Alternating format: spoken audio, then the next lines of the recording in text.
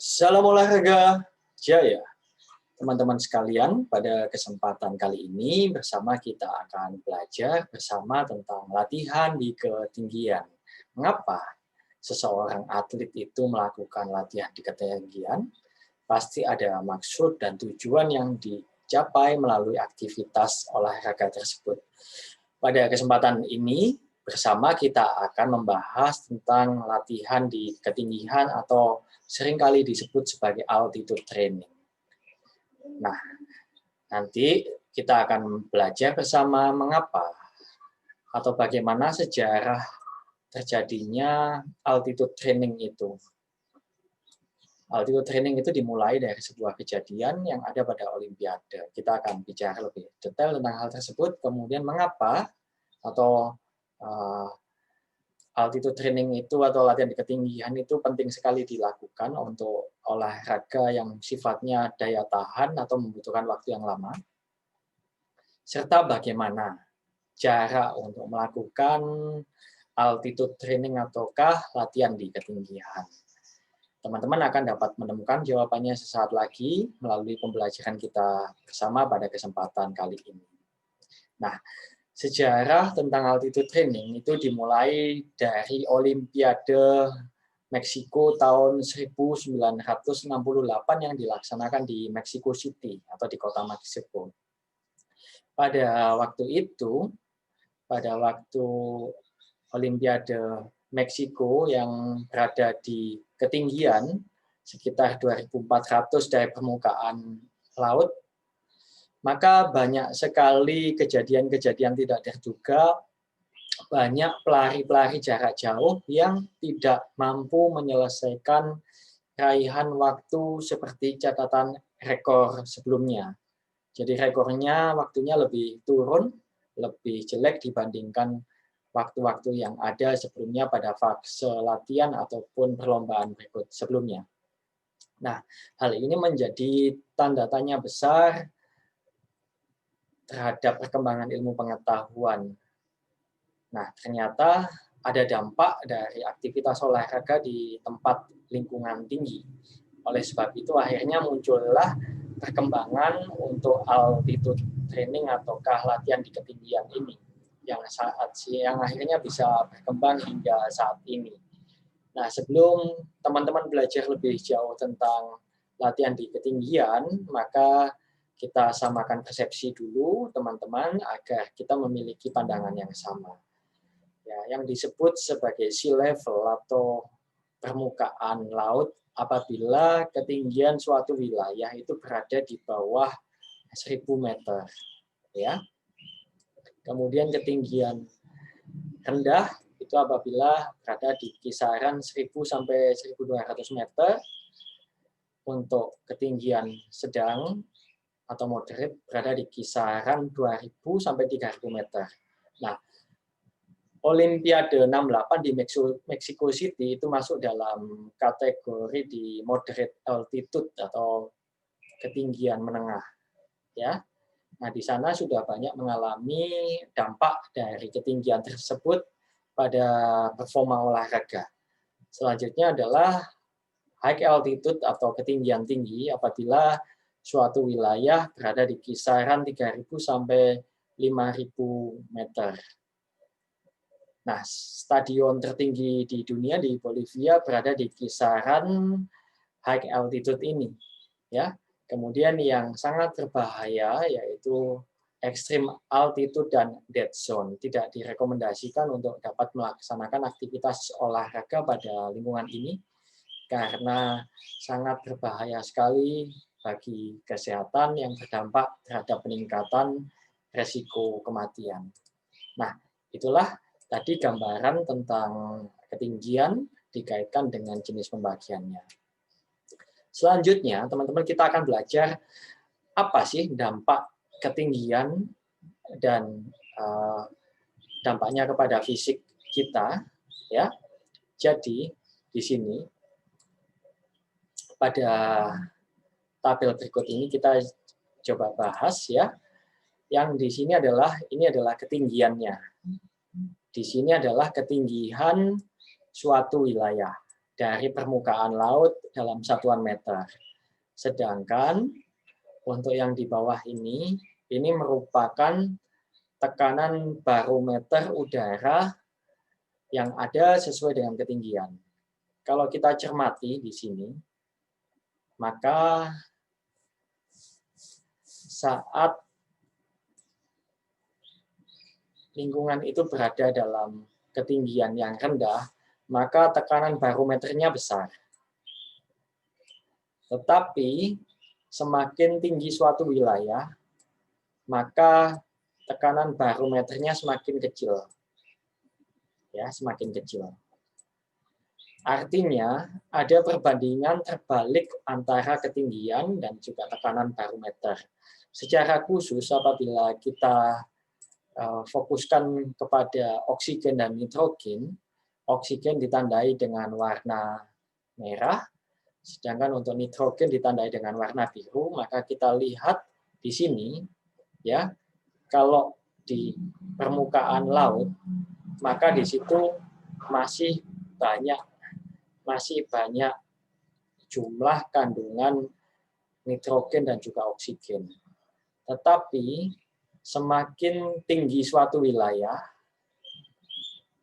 semakin tinggi suatu daerah, maka di situ ternyata semakin sedikit jumlah oksigen yang ada.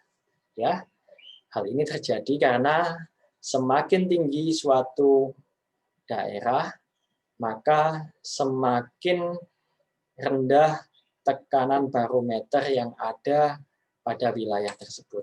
Nah, ini adalah hal yang perlu dipikirkan berkaitan dengan olahraga prestasi.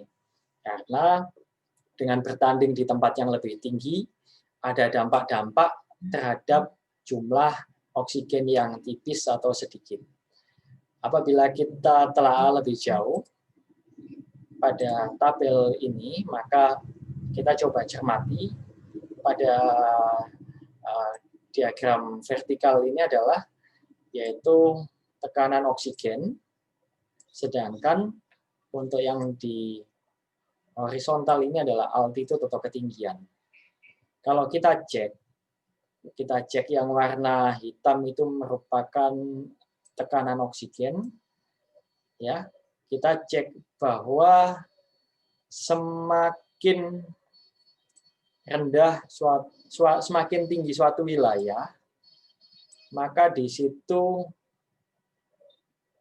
terjadi penurunan tekanan oksigen, ya. Semakin tinggi suatu wilayah, maka semakin rendah tekanan oksigennya. Hal ini berdampak pula terhadap saturasi ataukah kepadatan oksigen yang ditunjukkan oleh garis warna merah. Jadi, intinya adalah semakin tinggi suatu wilayah, maka semakin sedikit oksigen yang ada di udara, sehingga seseorang akan semakin membutuhkan energi lebih untuk bernafas. Ya, dibutuhkan ekstra kemampuan untuk bernafas apabila tidak teradaptasi dengan baik. Nah, inilah perbedaan antara olahraga di sea level atau di permukaan laut dengan olahraga di ketinggian, di mana semakin tinggi suatu wilayah, maka semakin tipis oksigen yang ada di dalam lingkungan tersebut. Apabila kita umpamakan, maka dapat digambarkan seperti gambar di depan ini. Ya, apabila kita berada di lingkungan sea level atau di bawah ketinggian 1000 meter persegi, maka di situ masih banyak jumlah oksigennya. Ya, masih banyak. Karena tekanan barometer udara juga masih tinggi kandungan oksigennya. Tetapi hal ini sangat berbeda apabila kita berada di lingkungan ketinggian. Semakin tinggi suatu wilayah, maka semakin sedikit persentase kandungan oksigen di dalam udara. Nah, inilah ya. Sehingga pentingnya latihan di ketinggian itu adalah untuk membantu atlet agar mengalami adaptasi dengan kondisi-kondisi di ketinggian. Apabila kita ibaratkan lebih jauh dengan menggunakan gelas, ya, maka di situ dapat kita ibaratkan kalau kita berada di ketinggian yang rendah itu kalau gelas laksana itu airnya penuh. Semakin tinggi suatu daerah, ya, maka gelasnya itu isinya semakin sedikit. Di sini kita lihat bahwa gelasnya tinggal separuh, ya. Maka kalau di situ semakin tinggi lagi, misalkan kita berada di puncak Gunung Mount Everest dengan ketinggian hampir 9.000 meter, maka semakin sedikit pula kadar oksigen yang ada di udara. Ya, sekali lagi bahwa semakin tinggi suatu wilayah atau daerah, maka semakin sedikit tekanan oksigen yang ada di udara. Nah, dampaknya apa? Tentu semakin sedikit oksigen yang ada di udara, maka hal ini berdampak kepada juga pernafasan kita, bagaimana kemampuan tubuh untuk mengambil oksigen secara optimal. Dalam kondisi sea level atau permukaan laut, maka di situ masih banyak kandungan oksigen dan nitrogen, ditunjukkan oleh gambar di sebelah kiri. Namun, apabila kita berada di ketinggian, ya, maka di situ akan terjadi penurunan kadar tekanan oksigen dan nitrogen seperti dapat dilihat, ya. Jadi daya tampung di situ oksigen dan nitrogennya juga semakin sedikit saat kita berada di ketinggian. Hal ini akan memaksa kita untuk bernafas lebih ekstra tubuh untuk mengambil oksigen dengan sebanyak mungkin agar kebutuhan energi dapat terpenuhi dengan baik. Nah, apabila kita bandingkan, kita cermati lebih jauh, maka dapat kita lihat bahwa saat seseorang itu berada di sea level, ya, yang ditunjukkan oleh garis warna biru ini, maka saturasi oksigennya adalah mendekati kisaran sekitar 98%, ya. Tetapi semakin tinggi suatu wilayah, maka tingkat saturasi atau kepadatan oksigennya juga semakin rendah. Nih, ya. Begitu juga dengan denyut nadi yang ditunjukkan oleh garis warna merah. Saat kita berada di sea level atau permukaan laut, maka denyut nadinya juga cenderung tidak tinggi saat melakukan beban latihan seperti itu, ya. Tetapi untuk beban yang sama di sini, maka kalau kita amati cenderung denyut nadi kita menjadi lebih tinggi di ketinggian. Jadi dampaknya adalah karena kadar oksigen yang tipis, maka tubuh seseorang akan bekerja lebih keras untuk bisa menyerap oksigen dan menyalurkannya ke seluruh tubuh untuk dapat digunakan sebagai sumber energi. Nah, tubuh akan bekerja lebih keras, lebih ngoyo, sehingga untuk aktivitas yang lebih berat, maka tubuh akan lebih mudah lelah dan capek. Nah, ini adalah perbedaan yang ada saat seseorang itu melaksanakan aktivitas olahraga di lingkungan ketinggian dan juga di ketinggian sea level atau rata-rata permukaan laut. Nah, teman-teman, itu tadi adalah simpulan fisiologis secara sederhana tentang bagaimana ketinggian itu bisa berdampak terhadap performa olahraga. Ya, dengan semakin tinggi suatu wilayah, maka semakin tipis oksigen yang ada di dalamnya. Hal ini akan berdampak kepada tubuh untuk bekerja keras untuk menghasilkan oksigen, menyerap oksigen dari udara, serta mengirimkannya ke seluruh tubuh untuk digunakan dalam proses aktivitas. Nah, di sini maka tubuh akan bekerja lebih keras, denyut nadi lebih tinggi untuk melakukan aktivitas yang sama, maka tubuh akan lebih mudah merasa cepat lelah saat berada di ketinggian dibandingkan di permukaan laut. Nah, selanjutnya kita coba aplikasikan dalam situasi nyata.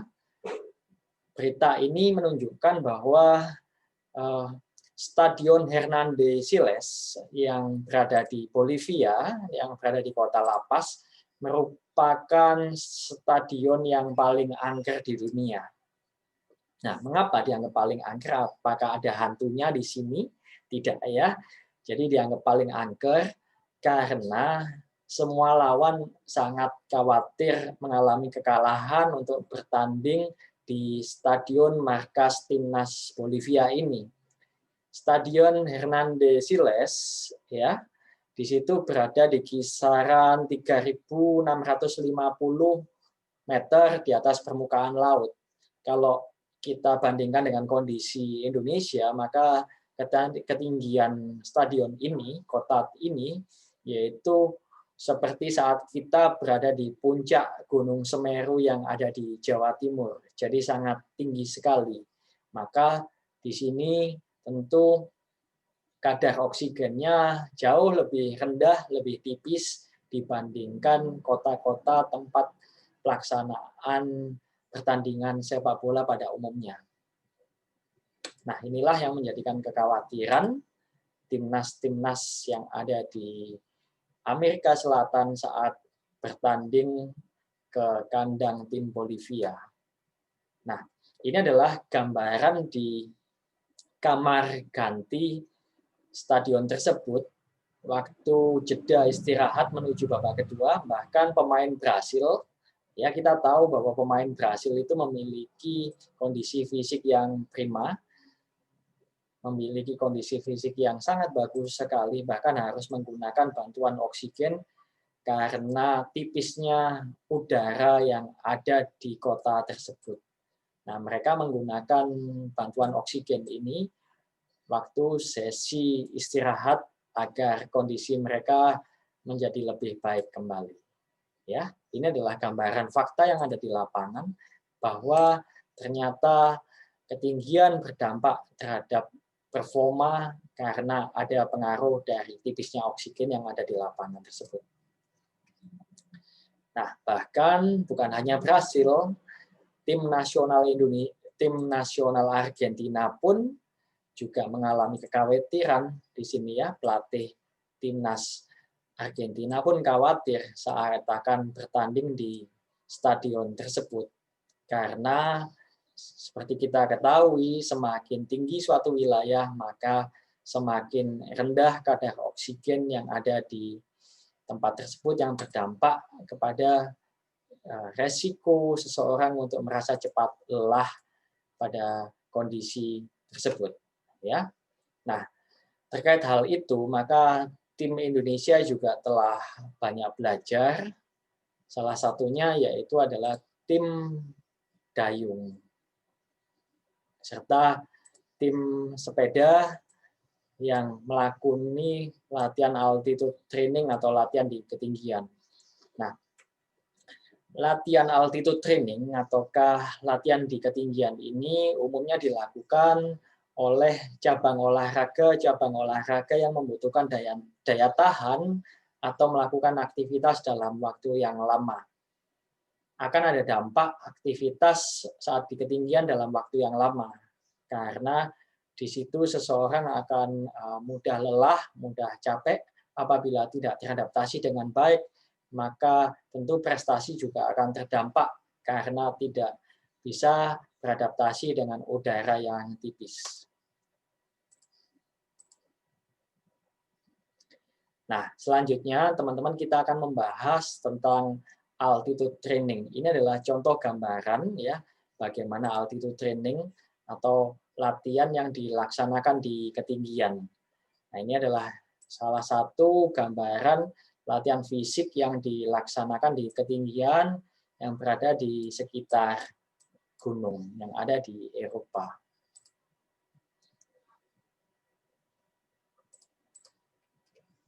Nah, altitude training atau latihan di ketinggian itu secara sederhana dapat dibagi menjadi 3, ya. dapat dibagi menjadi 3.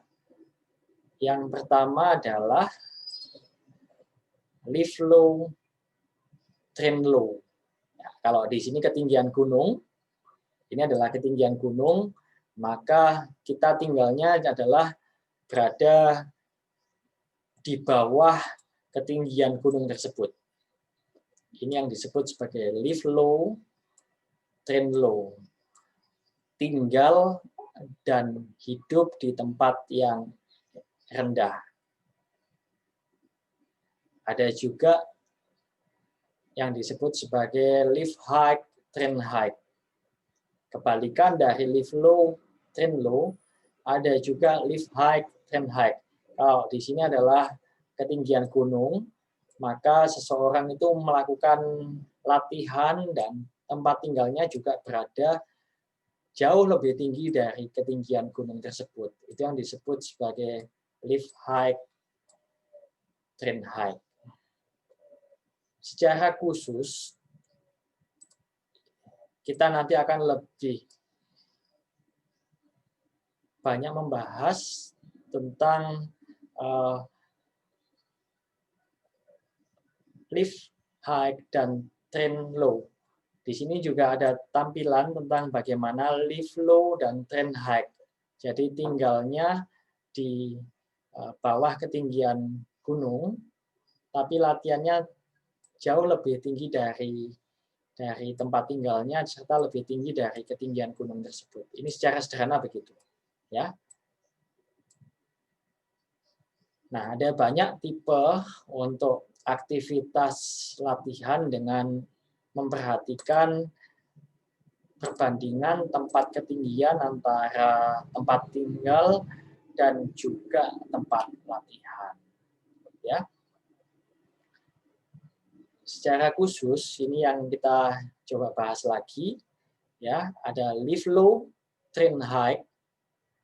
Lift low, trend high berarti tinggal di tempat yang rendah, misalkan 1.250 meter, tetapi latihannya di ketinggian 2.500 meter. Ya, misalkan liftnya di 1.250,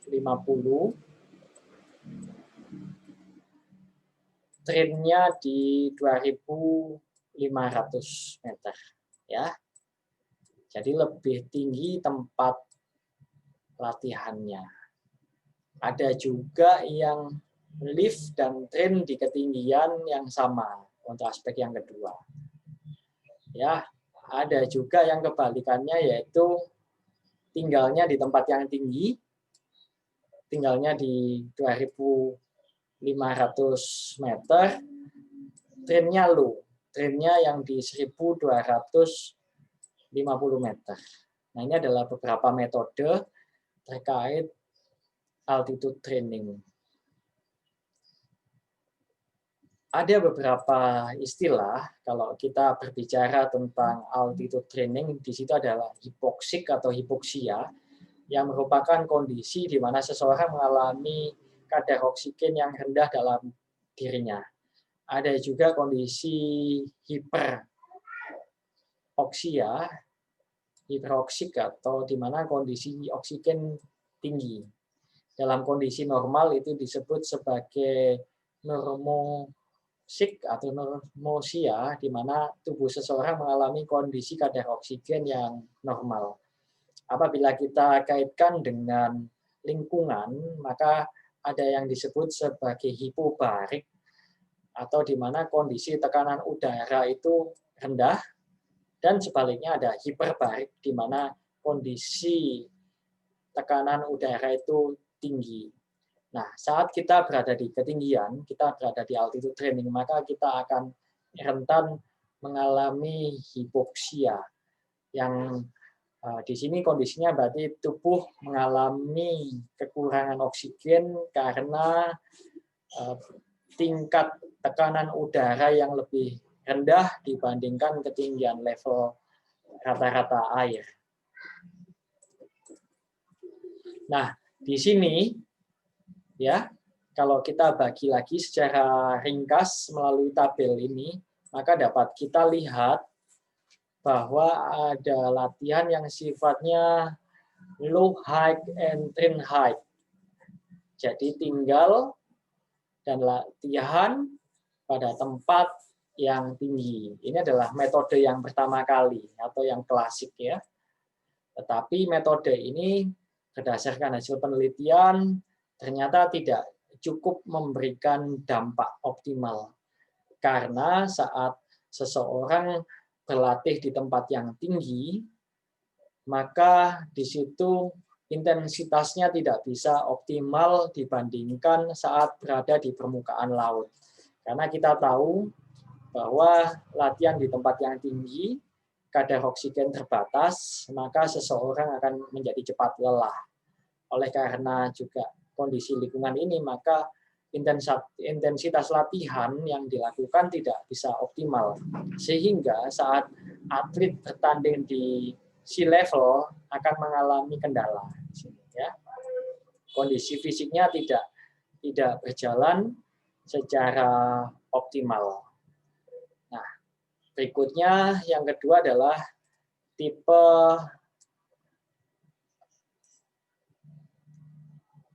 low life, ya, lift low dan train high. Ya, jadi tinggalnya di tempat yang rendah, tetapi latihannya di tempat yang tinggi. Ini juga tidak cukup optimal untuk menghasilkan performa energi bagi perkembangan atlet.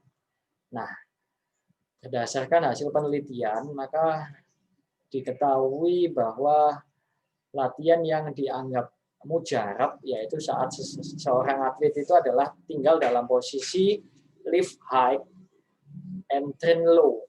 Jadi latihannya berada di tempat yang lebih rendah, misalkan 1.250 meter ya untuk latihannya. Tetapi untuk tinggalnya berada di tempat yang lebih tinggi.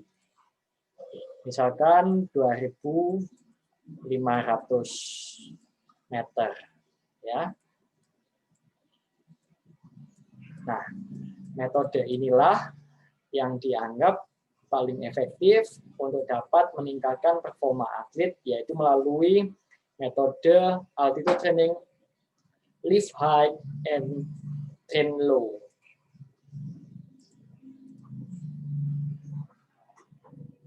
Kita coba bahas lagi, kenapa kok menjadi begitu? Karena saat seorang atlet melakukan latihan dengan metode lift high, train high, maka tidak ada perubahan yang berarti antara rangsangannya, karena tempat tinggalnya sama di ketinggian, maka rangsangan yang ada dalam tubuhnya bersifat tetap. Di sana atlet akan mengalami paparan maksimal karena kondisi oksigen terbatas. Namun kelemahannya karena latihan di ketinggian tidak bisa optimal intensitasnya, maka saat bertanding dengan kondisi optimal di low altitude atau sea level, maka atlet performanya juga tidak optimal. Ini adalah gambaran tentang metode latihan lift high and train high. Selanjutnya kita bahas yang kedua, yaitu dengan metode lift low, train high. Jadi tempat tinggalnya lebih rendah dibandingkan tempat latihannya. Maka di situ ada perbedaan rangsang, karena ada perbedaan tempat ketinggian antara latihan dan juga tempat tinggal.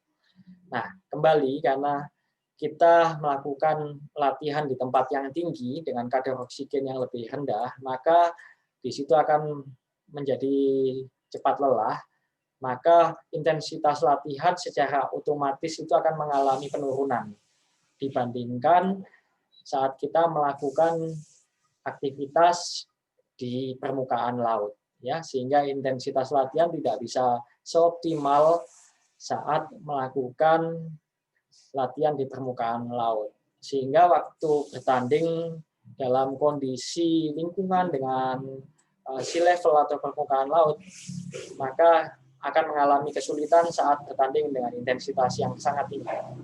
Dan hasil penelitian menunjukkan bahwa tidak ada peningkatan yang signifikan melalui metode ini, sehingga tidak direkomendasikan untuk digunakan metode yang ini. Selanjutnya, metode yang terakhir yang direkomendasikan adalah metode live high, train low. Ya, tinggalnya di tempat yang tinggi, misalkan 2.500 meter, tetapi untuk latihannya berada di tempat yang lebih rendah, misalkan 1.250 meter. Ya, ini. Nah, di sini ada perbedaan rangsang yang diterima oleh tubuh karena ada perbedaan tempat tinggal dan tempat latihan. Karena seseorang lebih banyak menghabiskan waktunya untuk tinggal dalam tempat yang tinggi, maka tubuhnya akan mengalami aklimatisasi atau penyesuaian, salah satunya dengan peningkatan sel darah merah, sehingga kemampuan untuk menghasilkan oksigen menjadi lebih tinggi, daya ikat terhadap oksigen lebih tinggi. Nah, karena latihannya berada di tempat yang lebih rendah, maka di situ intensitas latihannya dapat dilaksanakan secara optimal.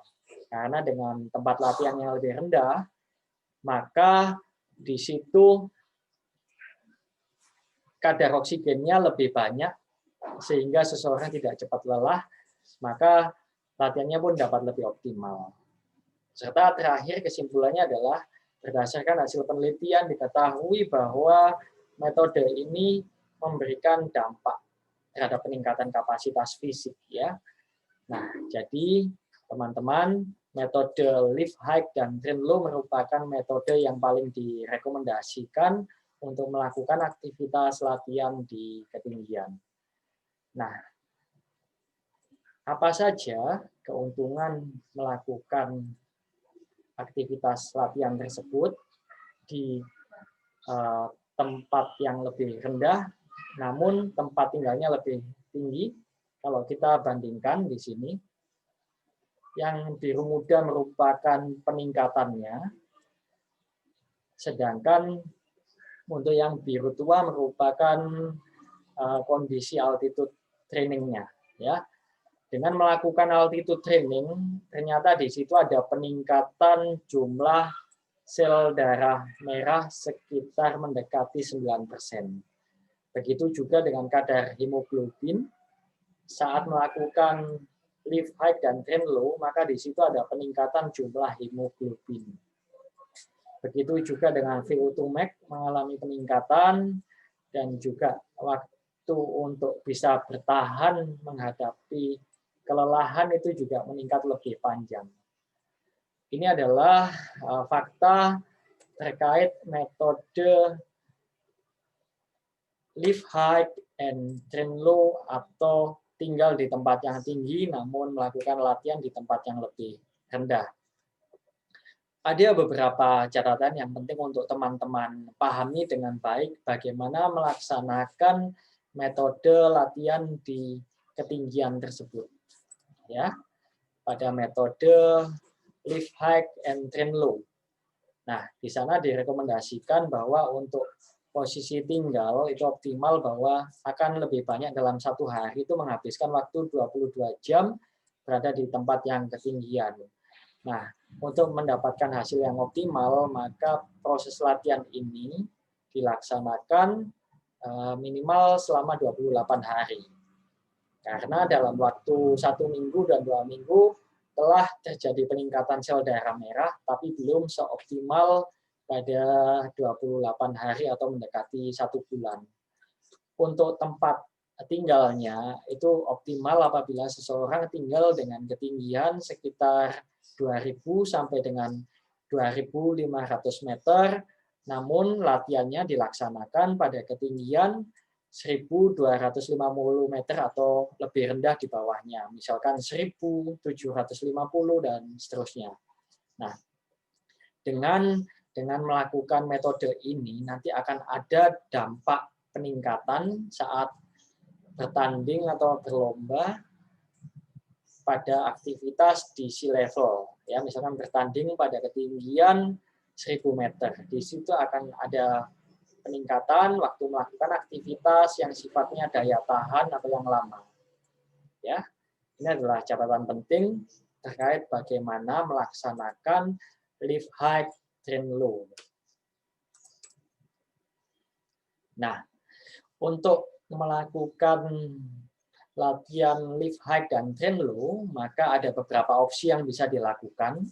Ya, kita bisa melakukan opsi yaitu dengan menggunakan pemusatan latihan dengan di ketinggian. Salah satu contohnya adalah Sierra Nevada yang ada di Grenada, Spanyol. Ya, dengan memainkan tempat tinggal dan tempat latihan yang berbeda. Opsi yang kedua adalah dengan supplemental oksigen. Di situ berarti kita bisa meningkatkan jumlah oksigen lebih tinggi, mensimulasikan menjadi latihan berada di tempat yang lebih rendah, menggunakan sebuah alat seperti ini, sehingga intensitas latihan bisa dioptimalkan. Dan opsi yang ketiga, kalau kita tidak bisa melakukan latihan yang di tempat yang tinggi, maka bisa digunakan tenda hiperbarik, sehingga tekanan udara pada tenda ini menjadi lebih rendah dibandingkan lingkungan sekitar di luar tenda ini. Ya, jadi atlet tidurnya berada di tenda hiperbarik ini, atau saat ini terbaru ada juga yang disebut sebagai apartemen nitrogen. Ya, jadi sebuah apartemen yang disetting udara di dalam apartemen tersebut seakan-akan berada dalam kondisi udara yang tipis dengan jumlah kadar oksigen yang lebih rendah. Padahal tempat tersebut masih berada di tempat yang ketinggian. Ini adalah cara-cara yang bisa dipilih untuk bentuk latihan lift high, train low dengan memilih dari beberapa opsi ini. Nah, pertanyaan berikutnya adalah apakah metode ini sudah terbukti berhasil? Nah, ini kita akan bahas sesaat lagi, ya.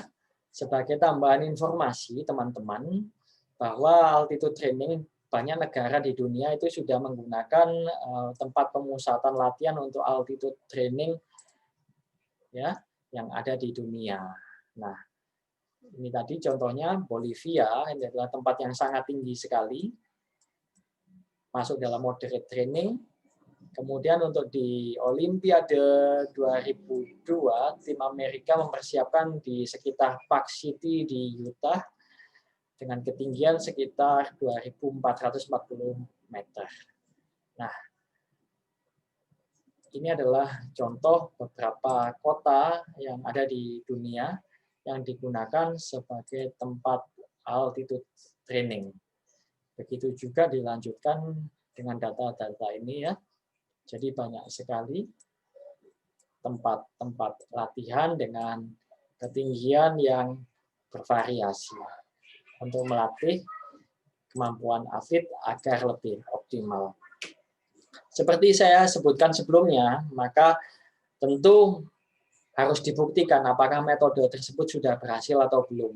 Nah, sebagai cerita bahwa metode lift high dan train low, lift high dan train low itu sudah dilaksanakan oleh tim speed skating atau indoor ski es kecepatan oleh tim Amerika dalam mempersiapkan timnya menuju Olimpiade Utah Amerika 2002. Jadi tim ini semenjak tahun 1999 atau 3 tahun sebelum pelaksanaan Olimpiade tersebut sudah melakukan latihan lift high and train low. Jadi tim ini tinggalnya di ketinggian 2.500 meter di sekitar Park City, tetapi untuk melakukan olahraga dengan intensitas tinggi, mereka melakukannya di sekitar kota Utah dengan ketinggian 1.250 meter. Nah, ternyata melalui determinasi kerja keras yang luar biasa selama 3 tahun dalam mempersiapkan menuju Olimpiade Amerika 2002, maka dari total 6 orang atlet yang berlaga, di situ diperoleh 3 medali emas dengan total 8 medali serta pemecahan 2 rekor dunia.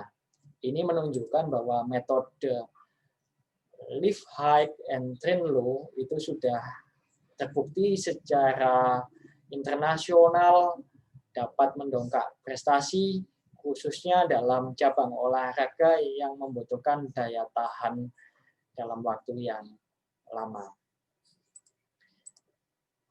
Baik, teman-teman sekalian, tak terasa kita sudah berada pada ujung perjumpaan kita pada kesempatan kali ini. Apakah Anda dapat memahami materi saya dengan baik?